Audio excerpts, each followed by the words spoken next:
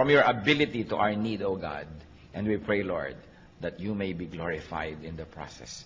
Especially as your word take fruits and bear fruits in our lives, bear fruits of righteousness, stability, peace, and godliness. May your word, Lord, be our food. And may you be the true speaker. Use your servant only as your footstool. But speak to your people. And in the name of Jesus, we reject, rebuke, drive away, bind the work of the devil. And set the Spirit free so that you, O Holy Spirit, may work in us and through us. Father, we commit this time to you, confident that you hear as we ask in Jesus' mighty name. Amen. Nanghihina ako. Naramdaman nyo na po ba sa buhay nyo yan na parang isang problema na lang bibigay na kayo? Parang ayoko nang makarinig pa, hindi ko na kaya, tama na muna ngayon, pagpahingahin muna ako. Kuminsan ang mga problema dumarating sunod-sunod, ang panghihina sunod-sunod, nakaka-demoralize, may sakit ka na kuminsan, wala ka pang pera, tapos pinagtaksilang ka pa ng iyong kabiyak, sunod-sunod, mo nanghihina ako. O kaya ang dating ng temptation, hindi mapatid-patid, nanghihina na tayo, gusto na nating bumigay. Or you might be discouraged, disillusioned, ang lahat ng effect niyan, panghihina.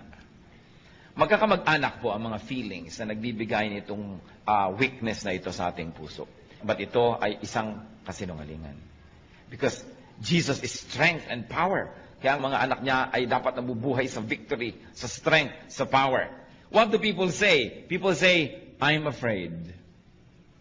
What does God in the Bible say to Christians? Hindi bagay sa'yo. Kung natatakot ang ating mga kapatid, hindi bagay. Sabihan nyo nga katabi nyo, hindi bagay sa'yo ang matatakotin. Diba? Hindi bagay. Bakit?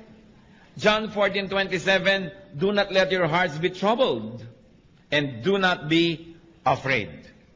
Madaling sabihin, mahirap ipamuhay, lalo naunahan na tayo ng takot, naunahan na tayo ng pandaraya ng kaaway, at tayo sunod-sunod na ng mga kabiguan ang nangyari. We are made to believe and conditioned to believe that we are no match to the enemy. Indeed, we are no match, but the Lord is. Our victor is our champion who has already won the battle for us. 2 Timothy 1:7, for God did not give us a spirit of timidity, but a spirit of power, of love, and of self-discipline. Yan ang ibinibigay sa atin ng Diyos, spirit of power. Kaya masasabi natin, hindi bagay sa'yo. Kahit mga kapatid, tayo manalamin, nanghihina tayo halimbawa, manalamin kasi mo, anak ka ng Diyos, hindi bagay sa'yo. Sapagkat ang mga anak ng Diyos, kailangan kamukha ng Diyos. Kasi kamukha nga tayo dapat ng Diyos, kawangis, lalong-lalo sa ating kalooban. So, brothers and sisters, discipline yourself not to be afraid. It is a matter of habit. Natatakot tayo sa darating, natatakot tayo sa sakit, natatakot tayo sa pagtanda, natatakot sa kamatayan, etc., etc. At kamag-anak po niyan, yung sinasabi mo lagi, I'm worried and frustrated. It's part of being afraid and it's part of being weak. I'm worried. Ano po ang sagot ng Panginoon dyan? You're worried? Cast your cares on me. Cast your cares on me. 1 Peter 5:7, cast all your anxiety on Him because He cares for you. Di po ba kumisan meron tayong panghihina ng loob, may pamamroblema, pero pag nakahinga tayo sa ating kapalagayang loob, kay kapatid, kay kamag-anak, kay ibigan, lumalakas-lakas ang ating loob. Pero kumisan hindi natin kailangan makipag-date pa, mag-lunch tayo, magkape tayo para lumakas ang loob natin kasi ang Panginoon is only a prayer away. And through prayer, we can cast all anxieties and cares on the Lord. So kung meron tayong problema, isumbong mo sa Diyos. Nakatutulong kuminsan na may napagsusumbong-sumbongan tayong kapwa-tao, pero tayong nahihinga-hingahan, pero huwag yung magiging kapalit nung tayo na nanalangin at lumalapit sa Diyos. Another complaint of people tungkol sa panghihina, mahina daw ang isip, I am not wise enough. But the Lord answers, I give you wisdom. Huwag kang lagi nagdadahilan na hindi ako marunong, sapagkat nagbibigay ang Diyos ng kaalaman. 1 Corinthians 1:30, Christ Jesus has become for us wisdom from God. Of course, once more, it has a specific meaning, but its general meaning is that we can have wisdom through the Lord. Learn.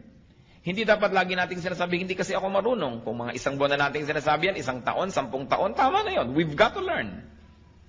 At kakambal niyang, I'm not wise enough. Ano pong laging marinig mo sa mga tao? I don't know what to do.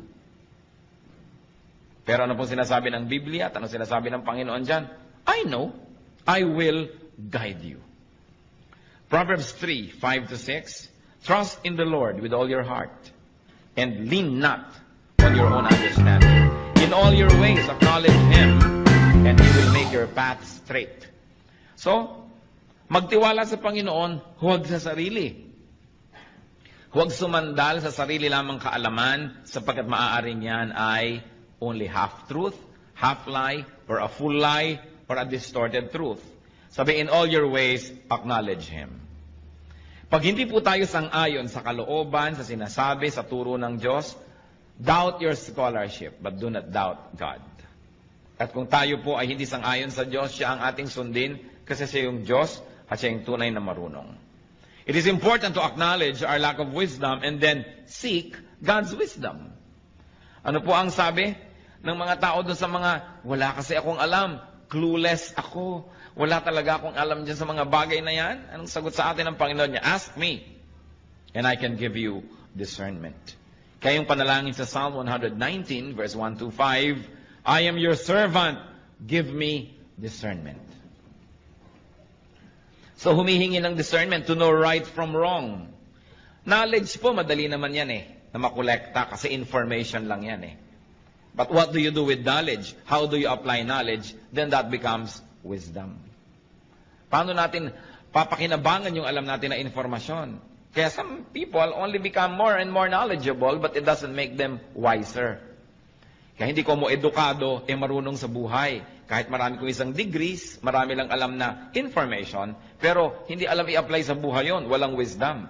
Marami naman hindi nakapag-aral, pero talagang wise. Pag pinakinggan mo, daig pang nag-aral. Kasi magkaiba naman yung knowledge sa wisdom. But wisdom God can give, and discernment God can give.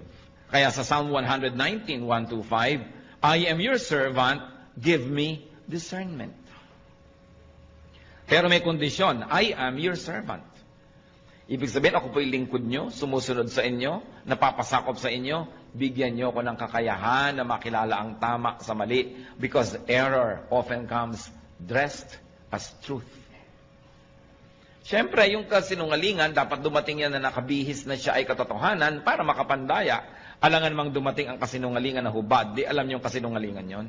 Kaya nakakapandaya. Dapat may discernment. At yan ay nahihingi. Ask God for discernment. Sa pagbabago po ng ating buhay, sa pagbabago ng ating pananaw, importanteng magbago muna ang ating isip at paraan ng ating pag-iisip. Kaya sabi sa Romans 12:2, be transformed by the renewing of your mind. Then you will be able to test and approve what God's will is. His good, pleasing, and perfect will. Yan ang kagustuhan ng Panginoon, tayo mabago. At wala pong nagbabago hanggang hindi mo na nababago ang paraan ng kanyang pag-iisip. Kaya ang ating isip ay pinapakain natin ng karunungan na nagmumula sa Diyos. At pagkatapos hinihingan natin ang pagpapala na yung karunungan na yun ay madilig at maging wisdom, maging applied knowledge. Kakambal ding reklamo ng mga tao dyan sa I'm not wise enough, hindi ako marunong. Yung nga iba excuse na yun Sa karunungan nga nila, nagkukunwa-kunwang di marunong para hindi maging responsible, para hindi mo asahan at huwag masisi. But the Bible says you can be wise. Hindi bagay sa mga anak ng Diyos ang hindi wise. Dapat ang mga anak ng Diyos ay wise. James 1:5, if any one of you lacks wisdom, he should ask God, who gives generously to all without finding fault, and it will be given to him. Nagbibigay pala ng wisdom ang Diyos. So kung wala kang wisdom, either hindi ka humingi o tinatanggihan mo yung binibigay ng Diyos. Pero kung tayo humihingi at handa tayong tanggapin yon, magkakaroon tayo nun. So we can learn to have wisdom. We can ask for such. And then we can be strong, because to be wise is to be strong. Isa pa pong reklamo sa panghihina, sabihin iba, mahina ang desisyon ko. I don't know what to do. But the Bible says, the Spirit of the Word of God says, I can guide you. Pati nga sa sasabihin ng mga disciples, sabi ng Espiritu ng Diyos, tuturuan ko kayo ng sasabihin. Matthew 10:19, but when they arrest you, do not worry about what to say or how to say it. At that time, you will be given what to say. Kaya sabi ng Panginoon, kung darating ang panahon na kayo aarestuhin dahil sa akin, dahil sa aking pangalan, dahil sa pagtuturo nyo, huwag kayong mag-alala kung paano nyo ipagtatanggol ang inyong sarili. Huwag kayong mag-alala kung anong sasabihin nyo. Sa oras na kailangan nyo magsalita, bibigyan kayo ng Espiritu ng Diyos ng mga pinakatamang sasabihin. Kaya mga iba, sabihin mo, mag-Bible study ka, mag-lead. Ay, hindi ko marunong magturo, hindi ko alam sagutin ang mga tanong. O tumurong ka naman, maggawa ka ng ganitong ministry, hindi ko alam ang gagawin. Talaga pong hindi natin alam. Pero ang pangako ng Diyos, if we are His servants, He will give us discernment. Sasabihin natin, Lord, narito na po yung bibig ko, inaalay ko na po sa inyo, kayo po ang magsalita. Narito po ang aking kamay, kayo ang maglingkod through me. Narito ang aking paa, kayo maglakad at pumunta sa gusto niyong puntahan through my body. So I will become a living sacrifice, not a dead one. You can live in me, you can live through me, and you can love through me. That's why we become instruments and channels of God's blessings. Huwag tayong matakot. Ang mahalaga, inaalam natin ang pwede nating alamin. Hindi naman pwede natin sabihin na, oh Lord, kayo na po ang bahala, hindi na ako mag-aaral, wala na akong gagawin, bahala kayo. Nag-aaral pa rin tayo, nagsasanay tayo, at kung darating na yung panahon na kailangan gamitin yon, ang Panginoon ang nagbibigay sa atin ng kakayahan para magamit, maalala, at mabigyan ng tamang korte, hugis at kulay, yung mga dati na nating nalaman para magamit at ilapat sa pangangailangan ng sandaling yon. So we plant, the Lord makes it grow. So nag-aaral tayo, pagkatapos ang Lord ang magbibigay ng kakayahan na i-apply yung ating napag-aaralan. Tungkol pa rin sa panghihina, reklamo po ng marami, I'm so weak. Especially sa pananalig, mahina ang pananalig ko. Nagdadasal ako pero hindi naman ako naniniwalang ibibigay yung dasal ko, lalo't medyo extraordinary, medyo himala ang hinihingi ko, lalo't medyo hindi ko kita yung kasagutan. Kulang ako sa pananampalataya. I'm so weak when it comes to faith. But the Bible says you can be full of power. You know, the first century Christians were known not for their knowledge, but for their power. Pag ipinagpe-pray nila yung mga may sakit, nagagalingan. Pag may mga ginagawa sila, kahit imposible, nagagawa. And you know, the power to forgive, the power to love, that's the greatest power. Hindi po nasusukat yung power sa kaya nyo magbuhat ng mga tone-toneladang bakal, o kaya kaya nyo lumangoy ng milya-milyang dagat, o kaya kaya nyo tumalon mula sa taas-taas ng mga pinanggagalingan. Well, that is strength. It is not power. Ang tunay na power yung nagmumula sa kalooban. Yung nakakamuhoy ang isang tao, tas naiibig mo pa rin, that's power. Yung mahirap magpatawad, nakakapagpatawad ka, that is